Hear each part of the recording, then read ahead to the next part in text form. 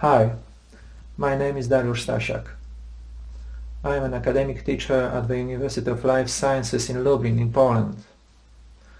My university is a multi-profile higher education institution which integrates a wide range of agricultural, biological, veterinary, technical and socioeconomic sciences.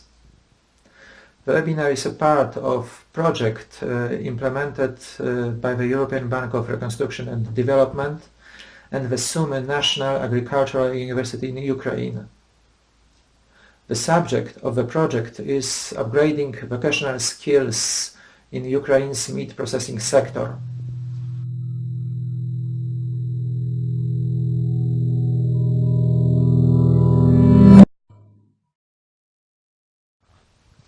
At the beginning, a very short look at Ukrainian agriculture. Ukraine has great potential in the agriculture and food industry but needs investment in these areas. According to Eurostat data, the Ukrainian utilize agricultural areas more than 23% of the utilized agricultural area in the European Union. At the same time, meat production in Ukraine is only 5% of production in the EU. Over a third of Ukrainian exports of agri-foods products are directed to the EU. You must know that security is the most desirable consumer good. That is why ensuring high quality and quantity of food is an essential element of European Union's policy. Therefore, innovations in the Ukrainian meat industry should be ahead of the current and future needs of the EU and global food market.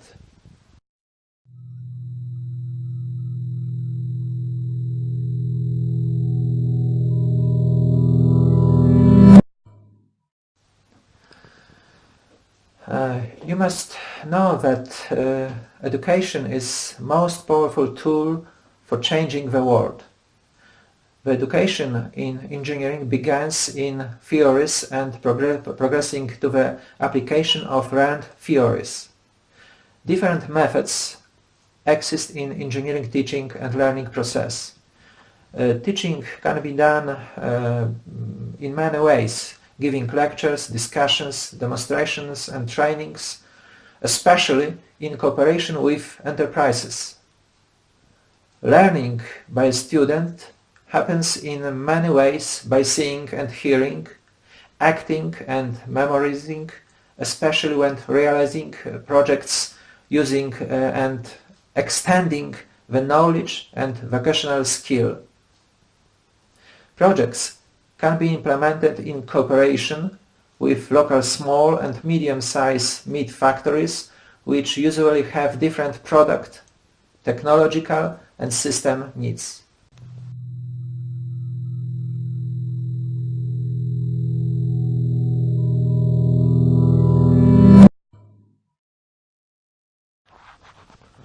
Programs combining studying with internship are so-called dual vocational education and training programs. Workplace learning is an integral part of the curriculum. Practical in-farm training allows operations to acquire a solid foundation of market-relevant skills and their professional future, while studying at a vocational school allows them time to investigate the scientific and theoretical aspects of their trade, as well as to take courses in general education and foreign languages.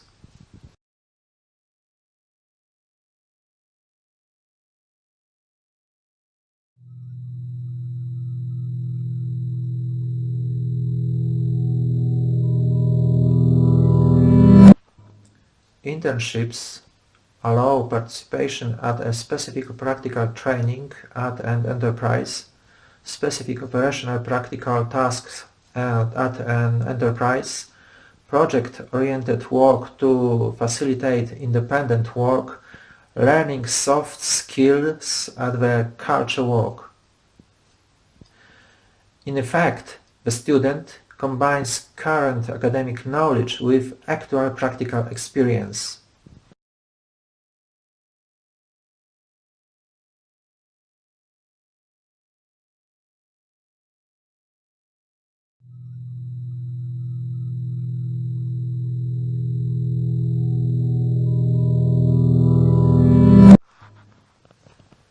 European citizens need to have access to safe and wholesome food of highest standards. A series of food incidents in late 1990s draw attention to the need to establish general principles and requirements concerning food and feed law at Union level. Accordingly, the European Commission developed an integrated approach to food safety from farm to table, primarily set out in its white paper on food safety. It covers all sectors of the food chain, including feed production, primary production, food processing, storage, transport, and retail sale. In 2002, the European Parliament and Council adopt Regulation number 178, laying down the general principles and requirements of food law.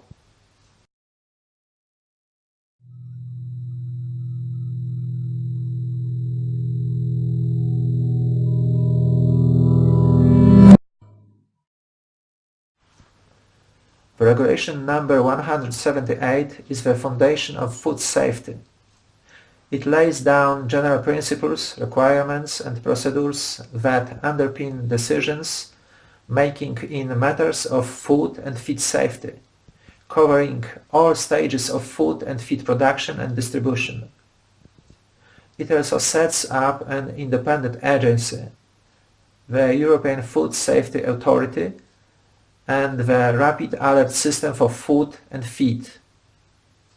It is well known that food safety is extremely important and notoriously time-consuming. Knowledge about international food law regulations is fundamental for the activities of every meat technologist, especially those working in an enterprise participating in the international food market.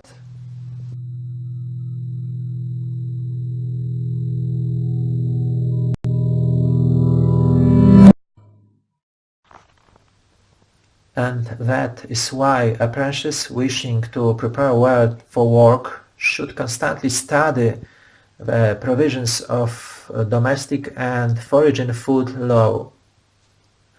Regulations and other documents are available free of charge via EUREX website. The address is on the screen. You can find there a lot of studies on safe food production, including risk analysis guides.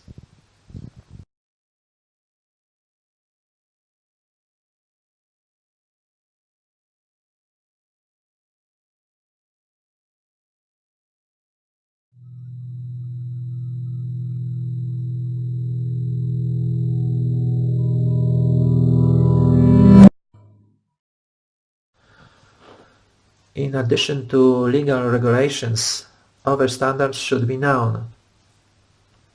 ISO creates documents that provide requirements, specifications, guidelines or characteristics that can be used consistently to ensure that materials, products, processes and services are fit for their purpose.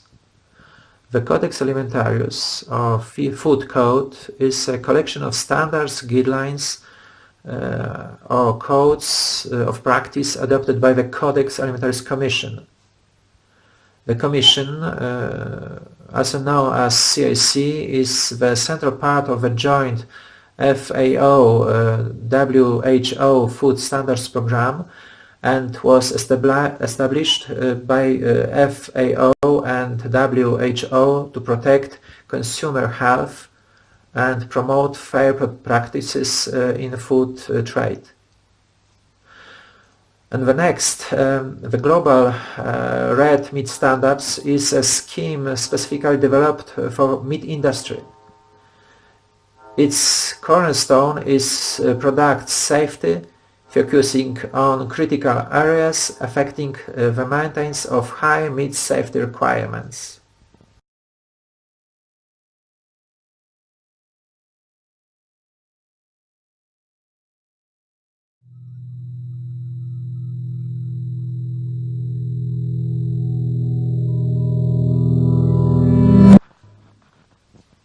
ISO standards are often available via libraries, also electronically. CIC standards are available for free via the internet, and you can use the web addresses shown on the screen.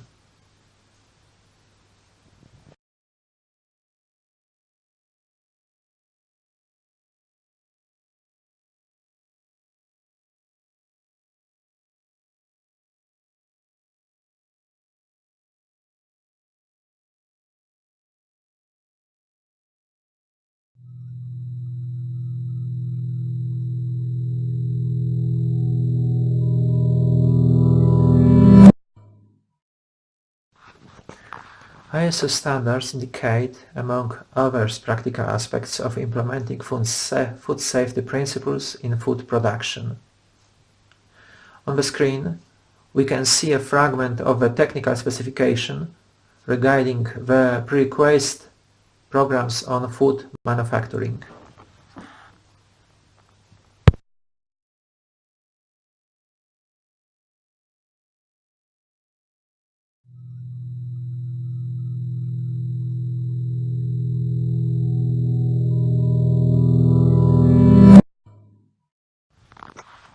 Codex Alimentarius codes are another valuable source of information on food, especially meat processing. CIC documents are a good starting point for studying practical issues in the field of food production. For example, code RCP 58 presents the valuable information about hygiene in meat processing.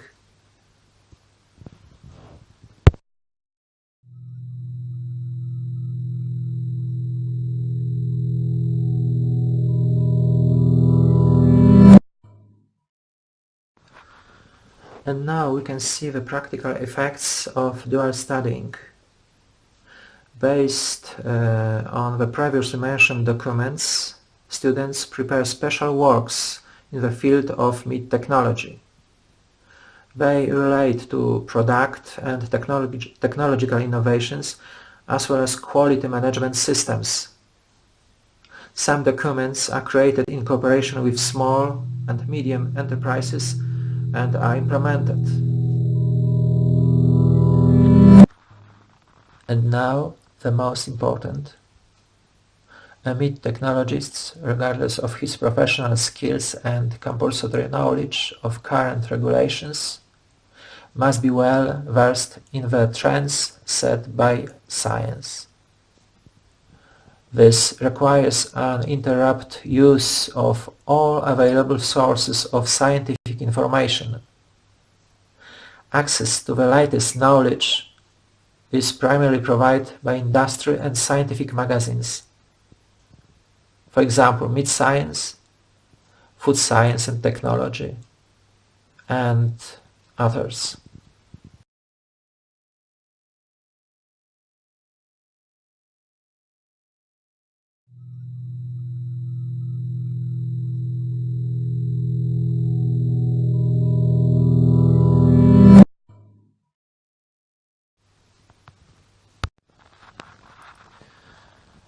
You must know that meat technology is developing systematically.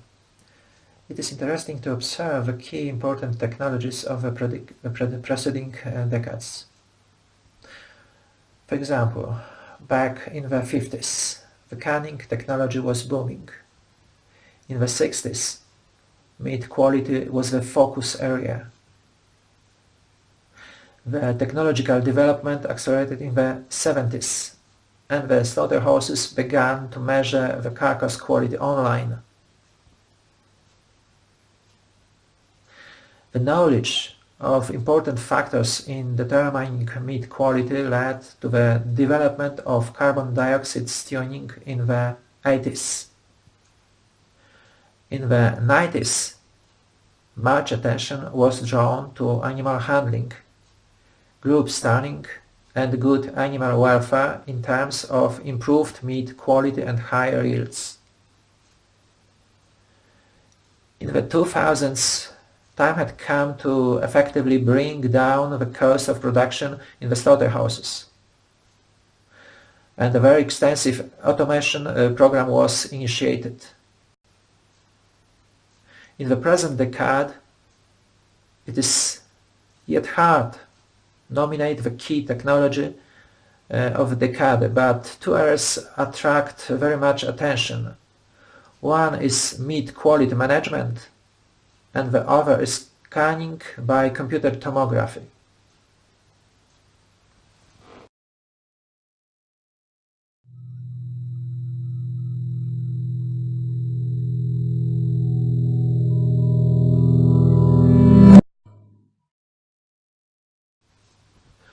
Computer tomography scanning is a rapidly evolving technology, and CT scanning based on X-rays is already being used offline to calibrate classification equipment. CT scanning provides complete carcass information regarding to various fractions of the meat. This is bone, connective tissue, fat. And the data can be easily processed and recalculated. Presently, mobile CT scanners are used for reference purpose in Northern Europe.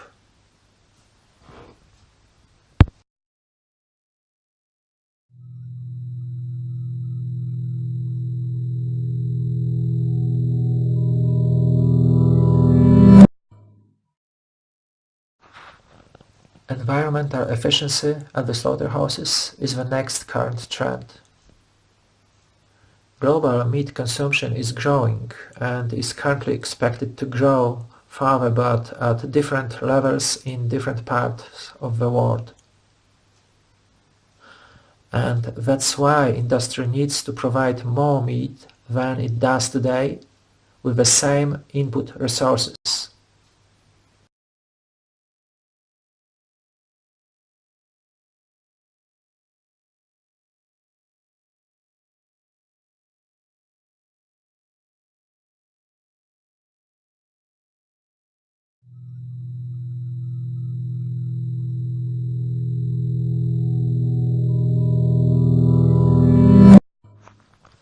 The meat cooling process is a developing trend in meat technology. Thermal processes are the most energy-consuming processes in slaughterhouses operations, especially carcass cooling. Innovative methods to reduce energy costs without losing meat quality are still expected.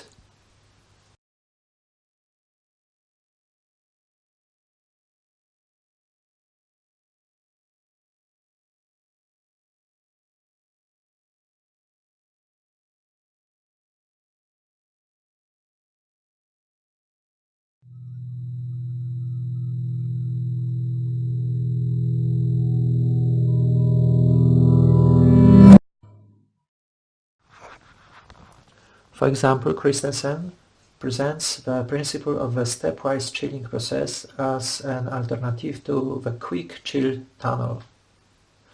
The first part of the chilling process should be as fast as possible.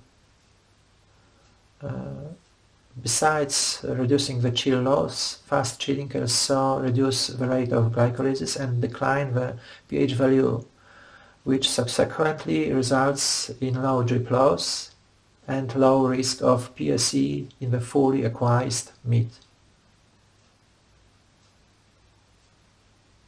When the core temperature of the loin reaches 10 to 15 degrees, the chilling process is stopped, and the carcass is tempered in a chill room at a constant temperature for 6 hours. During this period, the relatively high muscle temperature gives rise to an increased rate of protein degradation, which accelerates the tenderization process and decreases drip loss formation. After the first tempering period, the carcasses are exposed to fast chilling again to reach the final equalization temperature.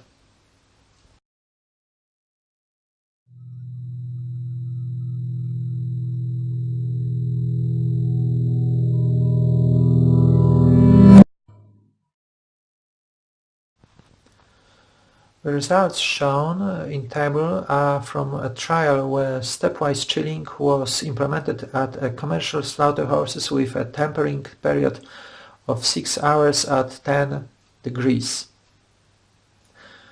Tenderness and juiciness were both positively affected by methods, and especially tenderness were higher. So drip loss seems to be positively affected by methods, and improved water holding capacity loading to lower purge loss in retail packed meat.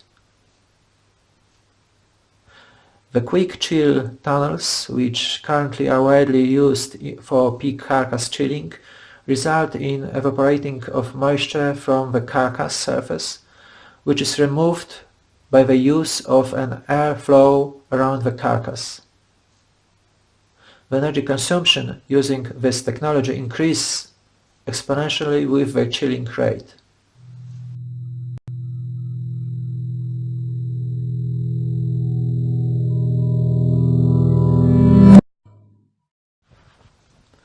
The next innovative proposition is substitute the quick chill tunnel with the chilling pad. It is a method of heat exchange by contact. As you know, it is better, more effective heat exchange than convection. It should be noted that this method causes very low chilling losses, approximately 1-2 per mile, lasts less than conventional cooling, and energy demand is 50% lower. At the moment, pad chilling has not been developed to a technological level where it can chill an entire carcass. However, applications for chilling of different byproducts have been developed and tested.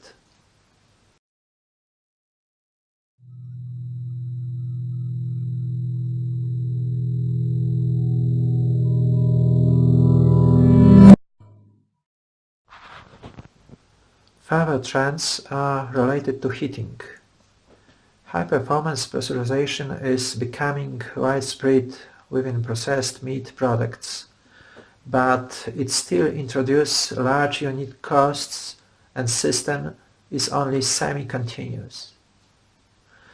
But you must know that volumetric heating are processes in which the energy is allocated directly into the products using radio frequency, microwaves, or ohmic heating. Some commercial installations have been made in industrial scale and are used for pasteurization process in meat technology.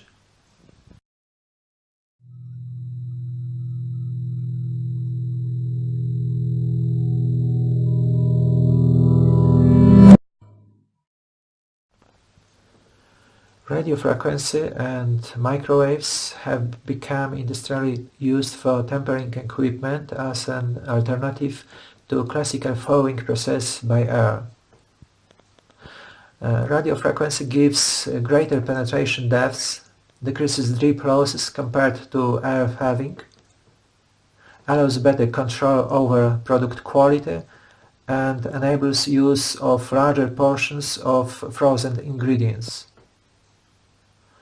An 85-fold reduction in thawing time and 40-fold reduction in tempering time have been reported when compared to conventional methods.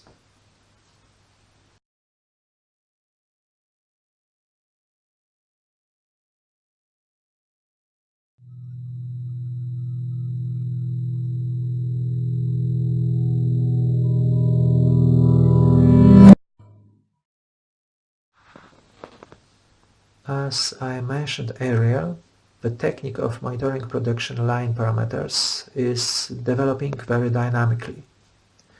Traditionally used cameras are supported by sensors using ultrasound and even X-rays. The result is less waste, lower costs, and products that comply with high customer expectations.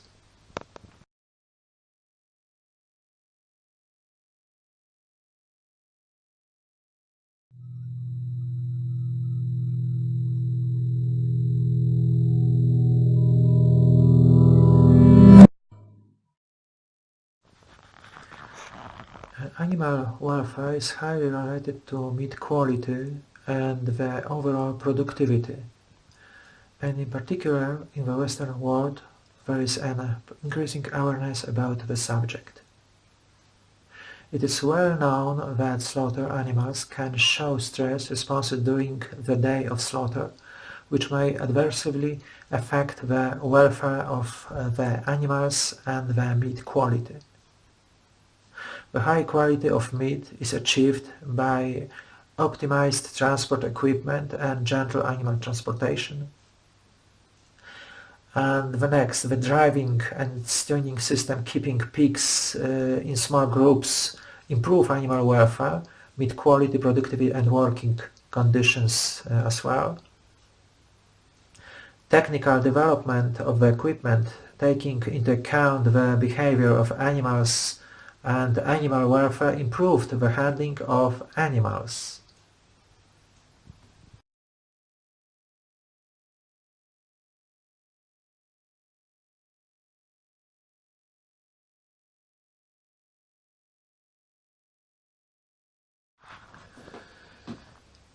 Innovative method used for stunning at commercial chicken slaughterhouses is controlled atmosphere stunning. When using that method, handling before stunning is avoided. Experts seem to agree that controlled atmosphere stunning is generally better for animal welfare than electrical stunning.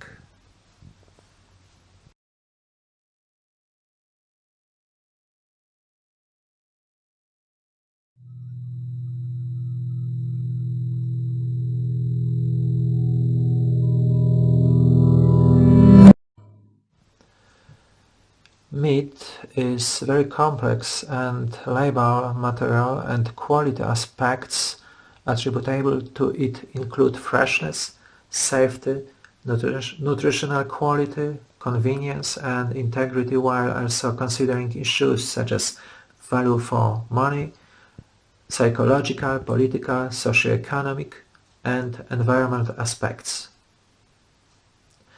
Even small changes in meat quality can significantly affect the final product. Traditional measurements and observations are becoming insufficient. That is why it is so important to closely monitor the changes occurring in meat raw materials during production. Some of the most widely techniques used for meat quality assessment include hyperspectral imaging, near meat far infrared imaging, and Raman spectroscopy. Various process control strategies capable of at-line, on-line, and inline analysis can be effectively integrated industrially.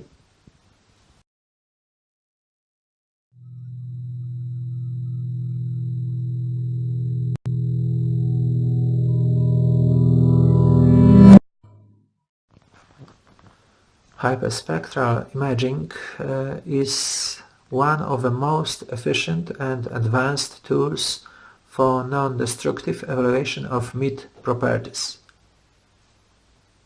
For example, water holding capacity, total volatile basic nitrogen, moisture content, value of pH, identify physical and morphological modifications of meat or products. Near-infrared spectroscopy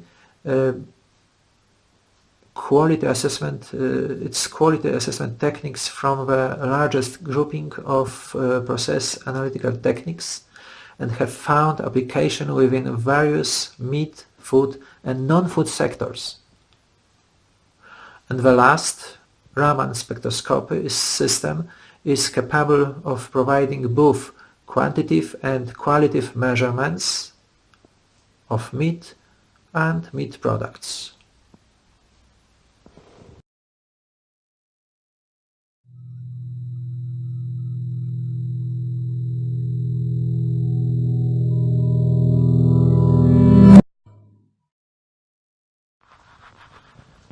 A lot of data on agriculture indicates that conventional meat production is reaching the limits of its production capacity.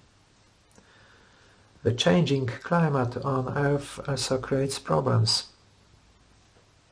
especially in agriculture. In the FAO opinion, higher output level in agriculture is impossible without new technologies and techniques. It expects the modern innovation in agriculture.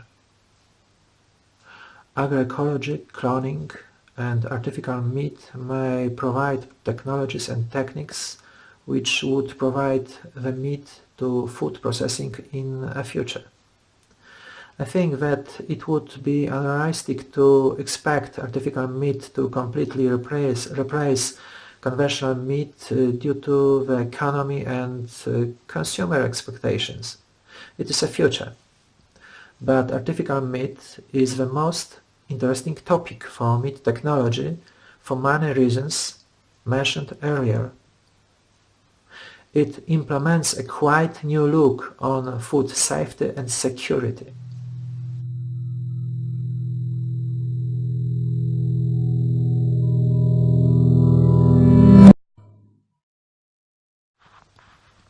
The lack of knowledge generates a number of questions. The science should find the answers. As a result, we can now formulate arguments pro and contra the use of artificial meat. The arguments relate to food safety, reducing the risk of foodborne pathogens and contaminants, reducing the risk of epidemic zoonosis and emerging diseases. Sterile environments and antimicrobials could eliminate pathogens. The technology is extremely expensive now. It is the bad side of the methods.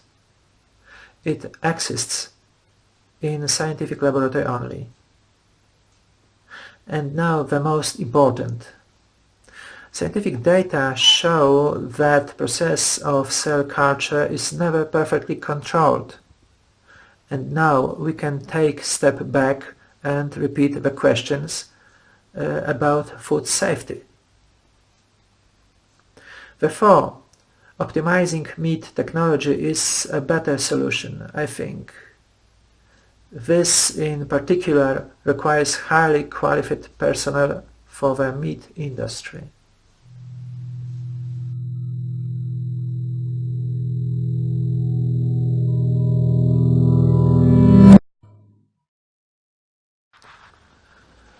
Nanotechnology creates very interesting possibilities in food processing. Using it in meat technology can bring a number of benefits both for producers and consumers. Potential benefits are lower chemization of agriculture,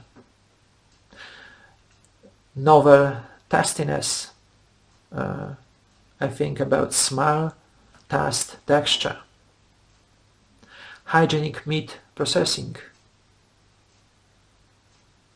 The meat will be safer.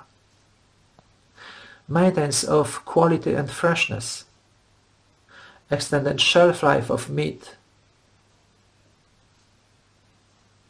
improved traceability and safety of meat and meat products.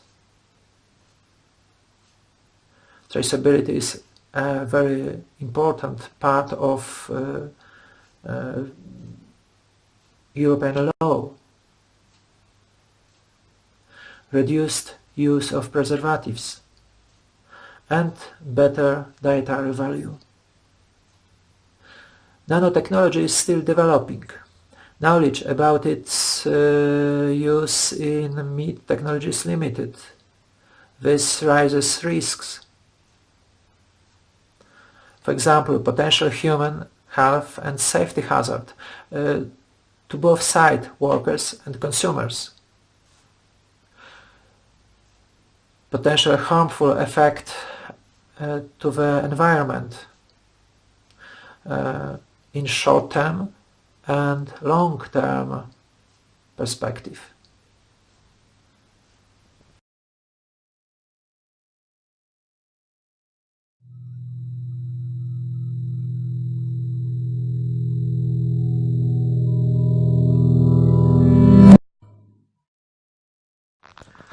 Packaging applications by using nanotechnology are presently the most promising area of nanotechnology for using in meat and meat products.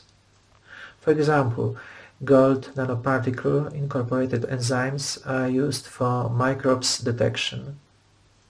Nanofibers of fluorophores indicates fish and meat spoilage by detecting gaseous amines.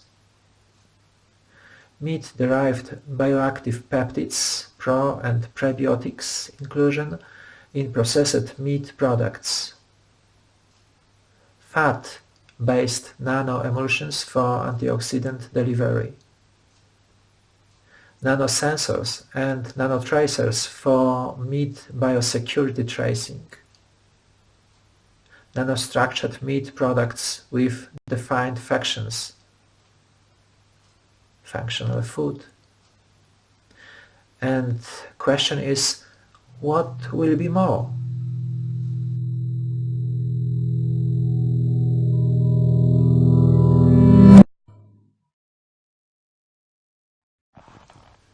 The reason of the question is the overall health benefit from consuming meat, and especially red meat, is increased risk of colon cancer if the intake is large for longer periods of time. Scientific data are still being analyzed. And the other side. Meat is a source of valuable nutrition substances like essential amino acids, minerals and vitamins, and the positive effect of meat intake has been emphasized in connection with human health. Development of meat products with dietary fiber added is supposed to induce satiety and could be a factor to combat obesity. It is a direction for innovation in meat technology. Approximately 25% of the adult population suffers from hypertension. It is data from WHO. Peptides derived from meat demonstrate antihypertensive activity. It is the next proposition for development in meat technology.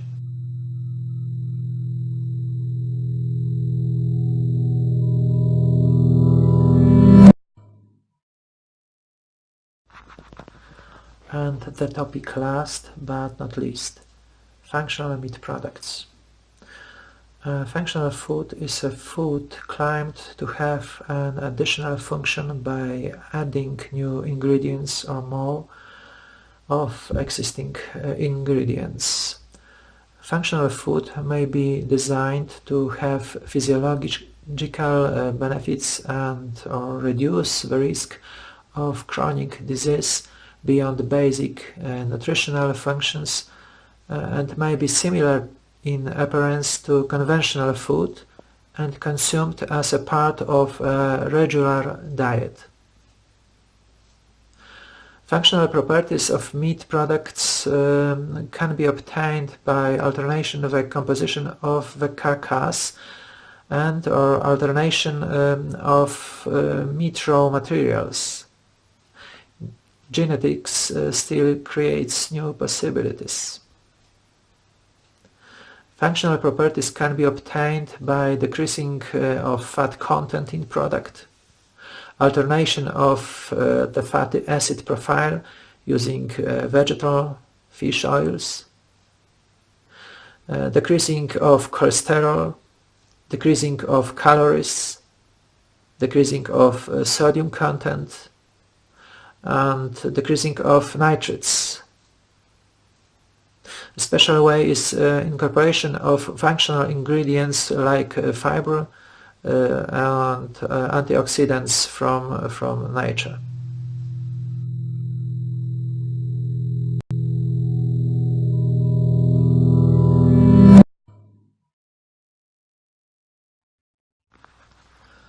The webinar should raise interest in the subject of innovation in meat technology, pointing to the great need for the studies combining the knowledge and at the same time professional practice internship.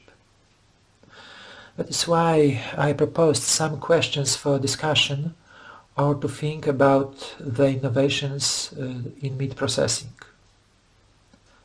The first is, why do we need changes in meat processing? Maybe insufficient resources are reason? Maybe something else. What can we change in meat processing, in meat technology? What new techniques is proposed, introduced by meat science? The need to read actual literature. Do you accept new techniques as a technologist? Don't forget that you are a consumer. And do you accept new techniques as a consumer? Why not? Or why yes? Which novelty, of course based on actual literature, is the most important for the meat industry in your opinion?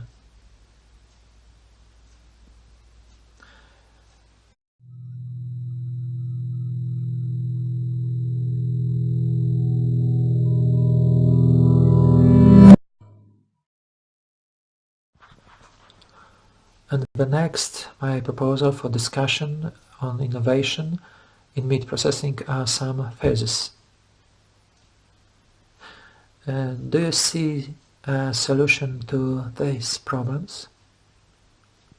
First, nutritious protein, special meat, will be a scarce commodity in the future. Consumers expect healthy meat products from sustainability raised animals, and the food is produced according to the ethical standards. The future are determined by environmental efficiency, optimal utilization of raw materials, production efficiency, and healthy meat products. Meat products should be more functional, convenient and healthy. And the last, we need increased efficiency and production to feed 9 billion people in the year 2050.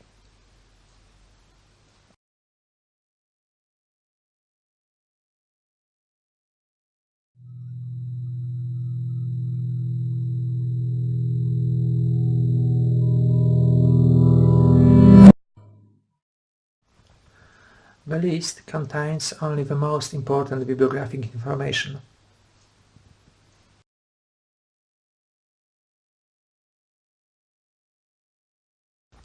Thank you for your attention.